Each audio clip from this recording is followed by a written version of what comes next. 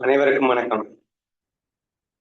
ஈஸ்வர சிருஷ்டி, ஜீவ சிருஷ்டி இரண்டுக்கும் இடையே வித்தியாசம் என்ன என்பதை பக்தி நயத்தோடு எனக்கு புரிய வைக்க வேண்டும் என்று கேட்டால் என்ன பதில் சொல்வது?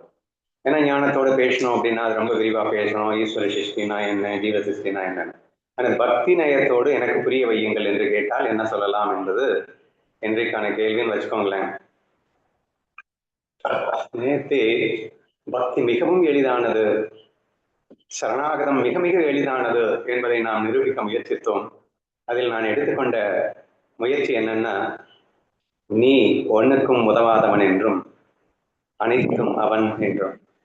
ஒவ்வொரு நாளும் நம் வாழ்க்கையில என் கண்ணன் நமக்கு உணர்த்தி கொண்டே இருக்கின்றான், உன்னால் ஆகப் போவது எதுவுமில்லை, அனைத்தையும் நடத்துவது நான் நான் என்று. ஆனால் இதை உணர மறுக்கின்றது நம் மனம் என்பதுதான் வேதனையான விந்தையாக இருக்கின்றது என்பதை நாம் கண்டோம்.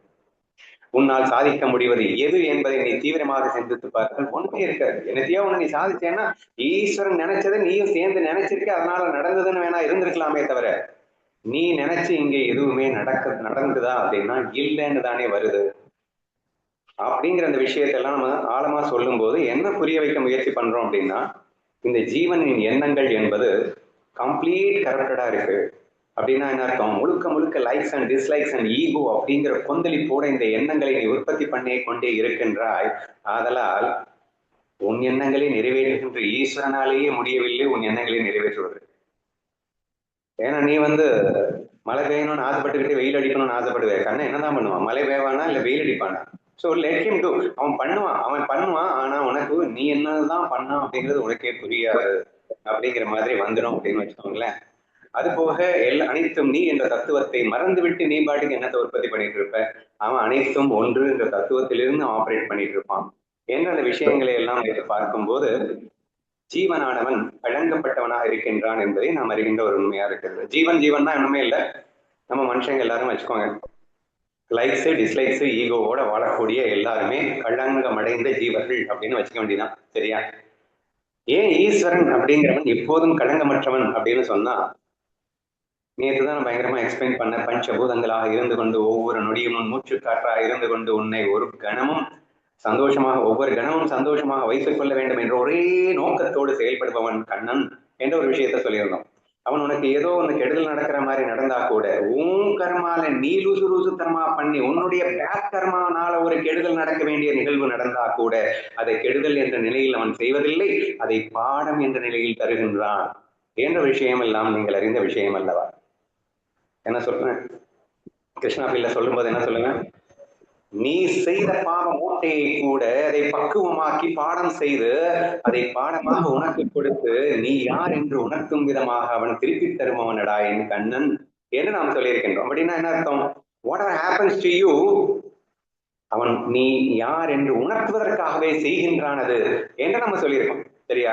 நேற்று நம்ம என்ன எக்ஸாம்பிள்ல சொன்னேன், நான் எல்லாம் என் கையில் இருக்கின்றது என்று திமிருடன் நான் சென்று கொண்டிருக்கும் போது ஒரு மாசம் என்னை பிடிச்சி ஆட்டி ரிசர்ச் அண்ட் டெவலப்மெண்ட் ஒரு ஆட்டம் காட்டும் போது எனக்கு நான் யார் அவன் யார் என்று உணர வேண்டிய ஒரு தருணம் ஏற்பட்டது அப்படின்னு சொன்னோம்.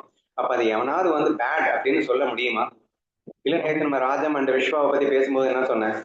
நோய் வாய்ப்பட்டது அப்படிங்கிறது தயவு செய்து அதை சாபம் என்று எண்ணி விடாதே, அது கண்ணனால் நிகழ்த்தப்படுவது, அதனால் அது வரம் மட்டுமே, எதை செய்தாலும் நன்மைக்கு மட்டுமே செய்வான் என்ற அந்த உண்மைகளை நாம் விரிவாக பார்த்தோம் அல்லவா? ஆதலால் கண்ணனிடத்தில் களங்கம் இருக்க முடியுமா?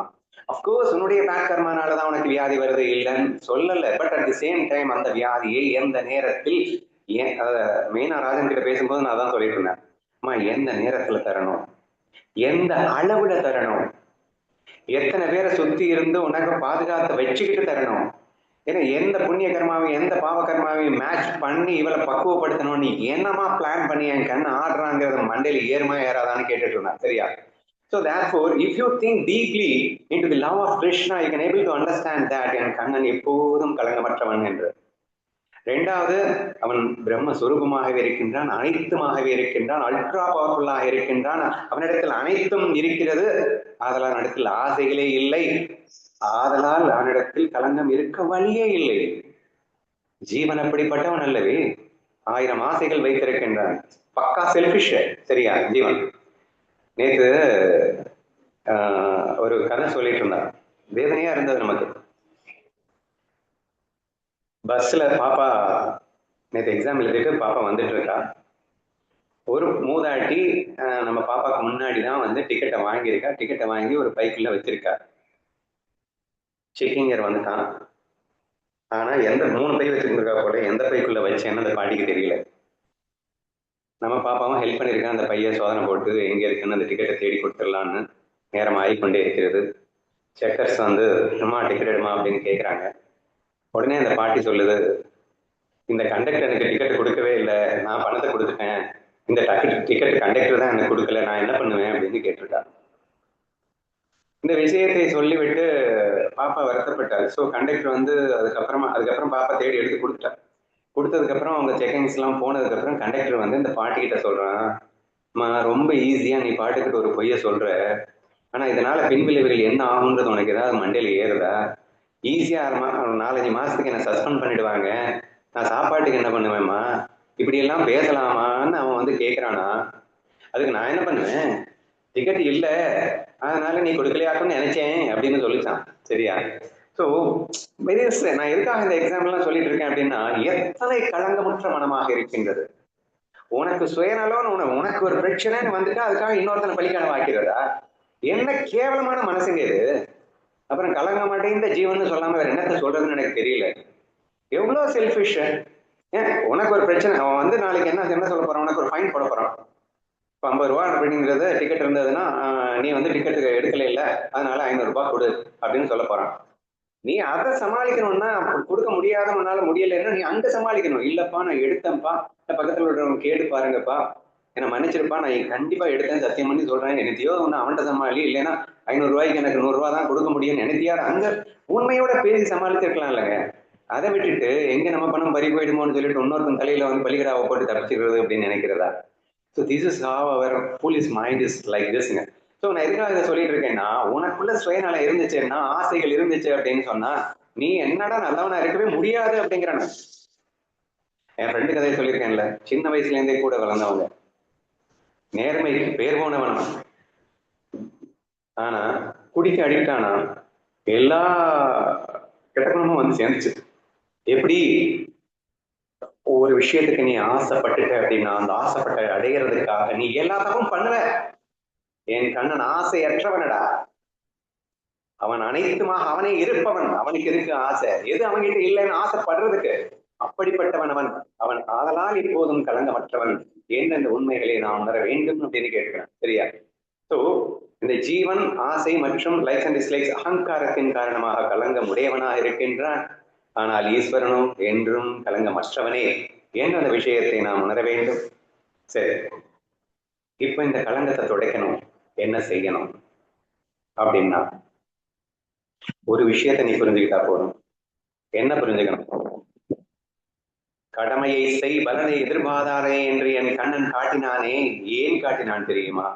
கடமையை செய்வதற்கு மட்டும்தான் உனக்கு உரிமை இருக்கு அர்ஜுனா, பலனிலே உனக்கு உரிமையே இல்லை என்று சொன்னானே. இதத்தனடா சொல்லியிருக்கான். ஏ ஜீவனே, கடமையை மட்டும் செய், பலன் என் கையில் இருக்கின்றது, அதை நான் தருகின்றேன். அப்போ உன் கையில் என்ன இருக்கின்றது, என் கையில் என்ன இருக்கிறது அழகா பிரிச்சு காட்டிட்டான்ல. அதான் நான் இங்க சொல்லியிருக்கேன், ஜீவ சிருஷ்டி ஈஸ்வர சிருஷ்டின்னு பேரை தானே வச்சிருக்கேன். அப்ப நீ செய்வது, உன் கடமையை செய்வது உன் கையில் இருக்கின்றது, ஆனால் அதற்கு பலனை கொடுப்பது என் கையில் இருக்கின்றது. அப்கோர்ஸ் எங்க டீப்பா திங்க் பண்ணீங்கன்னா, நம்ம பண்ண அந்த பாவ புண்ணியத்துக்கு ஏற்ற மாதிரி தான் அவன் ரிசல்ட்டை திருப்பி தர்றான் அப்படிங்கிறதெல்லாம் கண்டிப்பா இருக்கு, நான் இல்லைன்னு சொல்லலை. பட் இப்போ ஈஸியா புரிஞ்சுக்கிறதுக்காக சொல்றேன். கடமையை செய்யத்தானே நம்மளால முடியும், அதுக்கு கண்ணன் ரிசல்ட் கொடுத்தாதானே உண்டு. எத்தனை லட்ச எக்ஸாம்பிள் உங்ககிட்ட இல்லையா? 100% நேர்மையா இருப்பான், பயங்கர அறிவாளியா இருப்பான், பயங்கர உழைப்பாளியா இருப்பான், அவனுக்கு எல்லாமே லாஸ் ஆகிட்டு இருக்கும். இன்னொரு இடத்துல பாத்தீங்கன்னா ஒரு மண்ணு உருப்படாம இருக்கும், ஆனா அவனுக்கு ப்ராஃபிட் வந்துட்டு இருக்கும். ஸோ இந்த இடத்துல நம்ம கையில என்ன இருக்கு அப்படிங்கிறத கொஞ்சம் யோசிச்சு பார்த்தா கூட நமக்கு தெரியும்ல. நம்மளால நம்ம கடமையை பண்ண மட்டும்தான்டா முடியும். அது ஈஸ்வரனாக பார்த்து நமக்கு எதை கொடுக்குறானோ அதுதான்டா நமக்கு. ஏன்னு அந்த விஷயத்த புரிஞ்சுக்கலாமா இல்லையா? ஸோ அந்த விஷயத்தை நான் அடுத்ததுல சொல்லியிருக்கேன். உன்னால் செய்வதை அனைத்தும் உன்னுடையது, ஆனால் நடப்பது உன் கையில் இல்லை, நடப்பது என் கையில் உள்ளது என்று சொல்லுகின்றான். என்ற அந்த ரகசியத்தை நான் இங்கே சுட்டி காட்டியிருக்கின்றேன். சரியா? அதுக்கப்புறம் தான் விஷயமே. இந்த ரகசியம் ஒன்று மட்டும் புரிந்தால் போதாதா? நம் ஜீவனின் களங்கங்கள் அனைத்தையும் துடைத்தெடுப்பதற்கு இந்த ஒன்று மட்டும் புரிந்தால் போதாதா அப்படிங்கிறேன் நான். இப்ப கலங்கமடைந்த ஜீவன் வந்து இப்ப ஈஸ்வரனோடு சரணாகதி பண்ணி கலங்கத்தை போக்கிடலாம் அப்படிங்கிற ரகசியம் எப்படி நாம் உணர்வது அப்படின்னா வெரி வெரி வெரி சிம்பிள்ங்க. அதாவது அவன் அன்றி அணுவும் அசையாது, அசைப்பதெல்லாம் என் நன்மைக்கே என்ற ரகசியம் நமக்கு புரியணும். இப்போ என்னால செய்யத்தான் முடியும், அவன் கையில தான் எல்லாம் இருக்கு அப்படிங்கிறதும் எனக்கு புரியணும். சரியா? இந்த ரெண்டும் புரிஞ்சிருச்சு அப்படின்னா நம்மளால வாழ்க்கையில ஒரு கஷ்டமும் நமக்கு வராது அப்படிங்க. எக்ஸாம்பிளோட சொல்றேன், புரியுதான்னு பாருங்க. நான் ரொம்ப நிதானமா பேசிட்டு இருக்கேன்ல. ஓகே. என்னன்னா எக்ஸாம்பிள் வந்து பொதுவா ஸ்ட்ரெஸ் டிப்ரெஷன் எதுக்கு அங்க வருது? அது இப்படி நடந்துருச்சு, இது இப்படி நடந்துருச்சு, அவங்க என்ன அவாய்ட் பண்றாங்க, இவங்க இப்படி என்ன பண்ணிட்டாங்க, இவன் என்ன ஏமாத்திட்டு போயிட்டான், இவன் இப்படி பண்ணிட்டான், இதுதானங்க எல்லா ஸ்ட்ரெஸ் டிப்ரெஷனுக்கும் காரணம். But whatever happens to you, உனக்கு நடப்பது எல்லாமே நான் என்ன சொல்லியிருக்கேன்? ஈசனின் செயல்னு சொல்லியிருக்கேன். அப்பழுக்கற்ற களங்கமற்ற பரிபூரணனான எனது ஈசனின் செயல்னு சொல்லியிருக்கேன். இந்த ஒண்ணு புரிஞ்சா போதும் இல்லைங்க. The moment when you understand whatever happens to you, then automatically it is the prasad of God ன்னு எடுத்துக்கிறதுல என்னடா வலிக்குது உனக்கு? ஏன்னா உனக்கு நடக்கிறதுடா இது. லாஸ் ஆகட்டும், உனக்கு நடக்கிறது தானே. நீ முறையா பண்ணிட்ட, நீ கடமையை பண்ண, நீ நல்லா முளைச்ச, நீ எல்லாம் பண்ண, பிசினஸ் நீ பண்ணது, நீ கடமையை பண்ணிட்டல. அதுக்கப்புறம் ரிசல்ட்ங்கிறது தான் உன் கையில இல்ல, அது இறைவனுடைய கையில இருந்து அவன் தருவது அப்படின்னு ஆயிடுச்சு இல்ல. லாஸ் ஆனாலும் அது கண்ணன் தர்றதுடா அப்படின்னு பார்த்தா அதை பிரசாதமா ஏத்துக்கிறதுல உனக்கு என்ன வலிக்குது அப்படின்னு கேக்குறாங்க. சரியா? நீங்களா கர்மா எல்லாம் போகாதீங்க, களங்கமற்ற அந்த ஈஸ்வரனினால் எனக்கு கிடைப்பது தானே. நீ ஏற்படுத்தின அந்த பாவ மூட்டையை தான் அவன் அனுப்புறான். ஆனா அவன் அனுப்புறதுடா அதை அழகா சமைச்சு உனக்கு அன்பா உனக்கு உன்னை ஞானியாக்குவதற்கென்றே தானே அவன் அதை செய்வான். அதாவது ஒரு தாய் குழந்தைக்கு என்ன பண்ணாலும் நல்லதுக்கு மட்டும் தானே இருக்க முடியும். இது ஒண்ணு புரிஞ்சா போதும் இல்லைங்க அப்படிங்கிற. நீ இத்தனை ஜென்மமா 1000 பாவம் பண்ணு, அதுக்காக கண்ணு 1000 தண்டனை கொடுக்கான்னு நினைக்காத. அவன் தண்டனை கொடுக்க மாட்டாங்க. அவன் கொடுக்கறதெல்லாம் உன்னை செதுக்குவதற்கு, உன்னை மெருகேற்றுவதற்கு, உன்னை ஞானி ஆக்குவதற்கான செயல்கள் மட்டுமே தவிர, உன்னை மோல்ட் பண்ணுவதற்கான செயல்களாக மட்டுமே இருக்குமே தவிர உன்னை கஷ்டப்படுத்துவதற்காக அல்ல. மேலோட்டமாக கஷ்டப்படுவது போன்று உனக்கு தெரியலாமே தவிர உண்மையில் அவன் செய்வதெல்லாம் உன் நன்மைக்கே. இது ஏங்க புரியல? ஏனுமா அவன் கலங்கமுடையவனாக நீ நினைக்கிற? கலங்கமுடையவன் நீதானே. அவனோ கலங்கமற்றவன் என்று புரிந்து விட்டால் எது நடந்தாலும் அதை அன்போடு ஏற்றுக்கொள்வதில் உனக்கு என்ன வலிக்கின்றது என்று கேட்கிறேன். அப்ப நான் கேட்டாங்கல்ல வந்து அவங்க என்ன அவாய்ட் பண்றாங்க, இது உனக்கு நடக்கின்ற செயலா, அது நீ செய்கின்ற செயலா? அவங்க என்ன அவாய்ட் பண்றாங்கன்றது எனக்கு நடக்கின்ற செயல். உனக்கு நடக்கின்ற செயல் என்றால் இறைவனின் அனுமதியோடு இறைவனே நடத்துகின்றான் என்றுதானே அர்த்தம். ஆமா, இறைவனின் அனுமதியோடு இறைவனை நடத்துகின்றான். இறைவனின் செயலில் களங்கம் காணும் அளவிற்கு நீ உத்தம புத்திரனோ? யோசிக்கணுமல்லா இல்லையா? ஏன்னா உனக்கு நடக்கின்ற செயலிலே நீ குற்றம் கண்டுபிடிக்கிறாயே. இவர்கள் என்னை அவாய்ட் செய்கிறார்கள், இவர்கள் என்னை தப்பு கண்டுபிடிக்கிறார்கள், இவர்கள் என்னை ஏமாற்றி விட்டார்கள். இங்கே ஏமாற்றம் நிகழ வேண்டும் என்று இருந்தால் இறைவனின் அனுமதி இல்லாமல் இங்கே உன்னை ஏமாற்ற, அதாவது நீ ஏதோ பணத்தையே திருடிட்டு போயிட்டாங்க கூட வச்சுக்கோயேமா. அப்ப அதுவும் இறைவனின் அனுமதியோடு தானே நடக்கின்றது. கண்ணன் உன்னிடத்திலிருந்து பணத்தை இங்க எடுத்துட்டு போயிட்டு இருக்கான் அப்படின்னு சொன்னா ஏதோ ஒரு நன்மை எனக்காக இருக்க வேண்டும் என்று என் கண்ணன் செய்திருக்கின்றான்ற புரிதல்ல தானே நீ இருந்திருக்கணும். இவன்லாம் மனுஷனா, என்னை கொள்ளையடிச்சுட்டு போயிட்டானே, கொள்ளையடிச்சுட்டு போகணும்னா அவன் அனுமதி இல்லாம முடிக்குமா? ஏன்னா உனக்கு நடந்த செயல்கள், அது உனக்கு நடந்த செயல்கள் எல்லாம் ஈசனின் அனுமதியோடு நடக்கின்றது என்று புரிந்துவிட்டால் அது உன் நன்மைக்காக, உன்னை மோல் செய்வதற்காக கண்ணன் செய்வதுன்னு புரிஞ்சுக்கிட்டேன்னா இதுல என்ன ஸ்ட்ரெஸ் மண்ணாங்கட்டி இருக்கு? ஒரு எந்த அளவுக்கு ஹாப்பியா இருக்க முடியும்னு நீங்க ஃபீல் பண்றீங்களா அப்படின்னு கேட்கிறேன் நான். 100% ஹாப்பியா இருக்கலாம். இந்த ஒரே ஒண்ணு புரிஞ்சா போதும் இல்லைங்க. நான் அடிக்கடி சொல்லியிருக்கேன்ல, எங்க அம்மா வந்து போன் பண்ணுவா. இப்போ ஏதாவது ஒரு வாரத்துக்கு இல்ல ஒரு மாசத்துக்கு ஒரு தடவை, டே இங்க பாடுற அவங்க அப்பாவை இப்படி பண்ணிட்டே இருக்காரு, எங்க அப்பா 24 மணி நேரம் தூங்கிட்டு இருப்பாரு, தெரிஞ்ச விஷயம் தான், பாடுறா தூங்கிட்டே இருக்காரு அப்படின்னுவாங்க. அம்மா எங்க அப்பாவை சுறுசுறுப்பா ஓட்ட வச்சு உனக்கு வேற லெவல்ல சேவை பண்ண வைக்கணும் அப்படின்னு கண்ணை டிசைட் பண்ணிட்டான்னா அவரால் தூங்க முடியுமா அப்படின்னு கேட்க, சேச்சா கண்ணு அனுமதி இல்லாம இங்க ஒரு மண்ணு நடக்காதுரா, எல்லாம் அவனை வச்சுதானே நடக்குது. அப்போ உன் புருஷன் இப்படி தூங்கிட்டே இருக்கணும் அப்படின்றது அவன் வச்சதுதான். நம்ம உனக்கு நடக்கிறதுன்றது அவன் பிரசாதமா ஏத்துக்கணும்ன்றது ஏமா மறக்கிற? ஏன்னா அந்த விஷயத்தை சொல்லும் போது ஆடா ஆமா இல்ல, சே இதை மறக்கிறதுனாலதான் எனக்கு கஷ்டமாவே இருக்கு. எல்லாம் அவன் செயல் என்று புரிந்து விட்டால் அந்த கணமே அத்தனை ஆனந்தம் என்பது அரை நொடியில் புரிந்து விடுகிறதே. அதுதானங்க இங்க சொல்லியிருக்கேன் நான். சோ இது சத்தியம் அப்படிங்கிறது. அதாவது நான் பூரண சரணாகதி ஆகிவிடு, அவன் சொல்வதையெல்லாம் பிரசாதமாக எடுத்துத்தானே ஆகணும். அவன் பியூரு, அவன் கலங்கமற்றவன், உன் நன்மைக்கே செய்கிறான், உன் அன்புக்கு அவன் முழுமையான அன்போடு செய்கின்றான் அப்படிங்கிறது ஒரு விஷயத்த புரிஞ்சுக்கிட்டா சரணாகதி பண்றதுக்கு என்ன வலிக்குது? அவன் என்ன கொடுத்தாலும் அன்போட பிரசாதமா ஏற்று ரசிக்கிறதுக்கும் என்ன வலிக்குது? இதுல என்ன பெரிய பியூட்டி? நான் நீ சரணாகதி பண்ண அவனுக்கு அங்க ப்ராஃபிட், உனக்கு தானடா ப்ராஃபிட். நீ அவன் கொடுத்ததெல்லாம் பிரசாதமா ஏற்று ரசிச்சேன்னா நீ தானடா சந்தோஷமா இருக்க. அவனுக்கு என்னடா அங்க கிடைக்க போகுது? என்னமோ அவனுக்கு என்னமோ கிடைக்கிற மாதிரி நான் போய் அவன்கிட்ட கொடுத்துட்டேன்னா என்னமோ அவன் என்ன நீ என் கையை கால் அமைக்கி விடு, எனக்கு சேவை பண்ணி விடு, எனக்கு கதை பண்ணி விடுன்னு அவன் கண்ணை எதிர்பார்த்துட்டு இருக்கான் பாரு. ஒண்ணு என்னிடம் சரண் புக மாட்டாயான்னு கண்ணை ஏங்கி கேட்கிறான். அவனுக்கு இருக்கிற ஒரே ஆசை நம்ம அவனை புரிஞ்சுக்க மாட்டோமா அப்படின்றது. எதுக்காக? ஏன்னா எது நடந்தாலும் என் நன்மைக்கு செய்கின்றாய் என்ற பூரிப்போடு நான் ஆனந்தமாக வாழ வேண்டும் என்பதற்காக, நான் சந்தோஷமா இருக்கணும்ன்ற ஒரு ஆசையை மட்டும்தான் அவன் வச்சிருக்கான். இதை புரியல நமக்கு மண்டைக்கு புரியல அப்படின்னு வச்சுக்கோங்க, சரியா? So this is what I have try to சேங்க. நான் என்ன சொல்லியிருக்கேன் அதுல, டே உன் கையில என்ன இருக்கு? கடமையை செய்ய மட்டும்தானட முடியும், செய். ஆனா இங்க செய்யறது உன் பொறுப்பு அப்படின்னு ஏன் சொல்லியிருக்கேன்னா, நீ திருட்டுத்தனம் பண்ணேன்னா அது நீதான் பண்ற, நீ போய் சொல்லிட்டு இருக்கேன்னா நீதான் பண்ற. இதுக்கெல்லாம் கடவுளை கொண்டு வராது. உனக்கு நடப்பதுதான் நான் கடவுள் செயல் என்று சொன்னேன். நீ செய்வது அது உனதும் ஈக்குவலும் பண்ணலாம், நீ லைசன்ஸ் லைக்ஸும் பண்ண, நீ கலங்கமுடையவன். நீ இப்படி லூசா பண்ணிட்டு இருக்கிறதுனாலதான் அவனும் உனக்கு பணம் கொடுக்குறேன் என்ற பேர்ல நிறைய விஷயங்களை பண்ண வேண்டியது இருக்கு.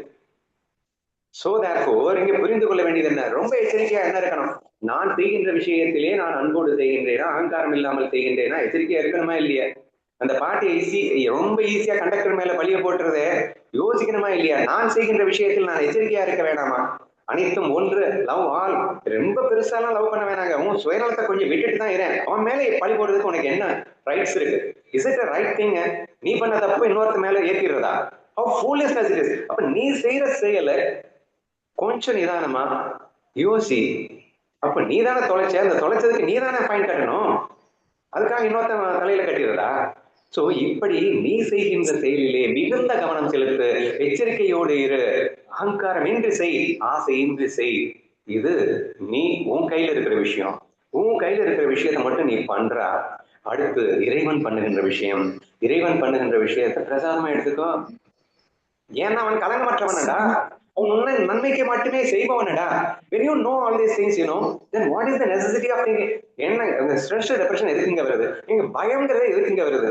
அப்படி ஆயிருமோ, இப்படி ஆயிருமோ, அது நடந்துச்சுன்னா என்ன பண்ணுவேன், இது நடந்துச்சுன்னா என்ன பண்ணுவேன்? லூசு பயில எது நடந்தாலும் அது செய்யறது கண்ணன்டா. உனக்கு என்ன நடத்தினாலும் அது கண்ணன் தான் நடத்த போறான். அவன் என்ன நடத்தினாலும் உன் நன்மைக்கு தான் நடக்க போகுது. எதுக்குடா பயம்? எதுக்கு ஸ்ட்ரெஸ்? எதுக்கு டிப்ரெஷன்? யோசிச்சு பாருங்களேன். இது ஒரு உண்மை புரிந்தால் போதாதா? என் கண்ணன் செய்கின்றான் எனக்காக. இது ஒரு ஃபீல் தானேங்க பக்தி. இதுக்கு பேரு சரணாகதி வேற. சோ இந்த ஒரு உண்மையை உணர்த்த வேண்டும் என்ற ஒரு நோக்கத்தில் தான் அந்த பர்டிகுலர் விஷயத்தை நான் சொல்லியிருக்கேன். ஆக்சுவலா ஈஸ்வர சிருஷ்டி, ஜீவ சிருஷ்டி அது வேணா இன்னொரு நாளைக்கு வேணா பேசணும். இன்னொரு நாளைக்கு டைம் கிடைக்கும் போது பேசலாம். ஞானமாக பேச வேண்டும் என்றால் ரொம்பவே பேசியிருக்க முடியும். ஆனா நான் ஞானமாவே பேசல, வெறும் பக்தியா பேசியிருக்கேன். என்ன பேசியிருக்கேன்? ரொம்ப சிம்பிள். நீ செய்வது ரொம்ப கேர்ஃபுல்லா ஈகோ இல்லாம இரு, லவ்ல பண்ண, எச்சரிக்கையோடு நீ பண்ணிட்டு இருக்க. நீ பண்றத 100% அவேர்னஸோட பண்ண, தப்பு பண்ணாத, சரியா? ஏன்னா சரணாகதி ஆகிற வரைக்கும், சரணாகதி ஆயிட்டேன்னா நீ எதுவுமே பண்ண மாட்டேன், நான் செய்கிறேன்ற பாவம் இல்லாம வேற லெவல்ல இருப்ப. என்ன பண்றது? பிகினிங்ல இதற்கான பேச வேண்டியது இருக்கு, சரியா? சோ நீ இன்னும் முழுசா சித்தம் சுத்தமாகவில்லை, இன்னும் லைக்ஸ் அண்ட் டிஸ்லைக்ஸ் ஈகோவோட இருக்கேன்ற அவங்களுக்கு நான் சொல்லிட்டு இருக்கேன். பக்தனுக்கு நான் சொல்லல, ஏன்னா பக்தன் எதுவுமே பண்ண மாட்டான், சரியா? சோ அவனுக்கு ஆசையே இருக்காது. அப்ப ஆசை இருக்கிறவங்களுக்கு சொல்லிட்டு இருக்கேன், பி கேர்ஃபுல். ஆசை இருந்தா கூட அது முறையா உன் ஆசையை தீர்த்து தொலை. இல்லீகலா தீர்த்துக்கணும்னு நினைக்காத, அது டேஞ்சர்னு தயவு செய்து புரிஞ்சுக்கோ. இன்னொருத்தனை கஷ்டப்படுத்தி உன் ஆசையை தீர்த்துக்காத. அது முறையா எப்படி வேதத்தின் முறைப்படி என்ன பண்ணணுமோ அதை பண்ணி வேணா ஆசையை தீர்த்துக்கலாமே தவிர, பட் அந்த முறைகேடாக நடந்து கொள்ளாதே.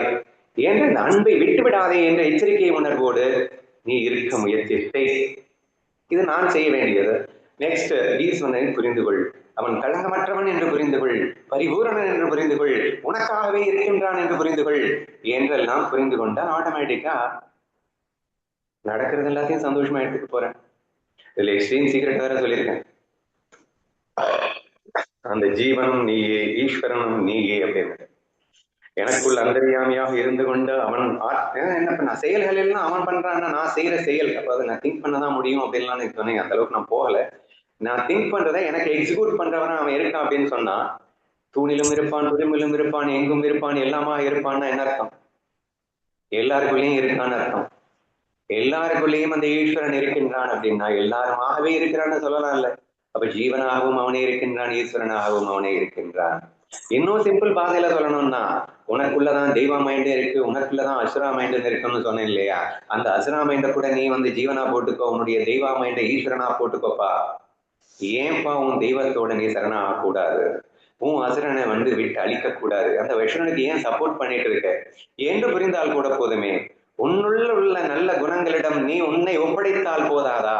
வாழ்க்கை சொர்க்கமாகி விடாதா என்று ஒரு சின்ன அண்டர்ஸ்டாண்டிங்க வந்தா கூட இந்த மெசேஜின் சாராம்சம் உங்களுக்கு புரிந்திருக்கும் என்று நம்புகின்றேன். இதையே நான் எதிர்பார்த்தேன்.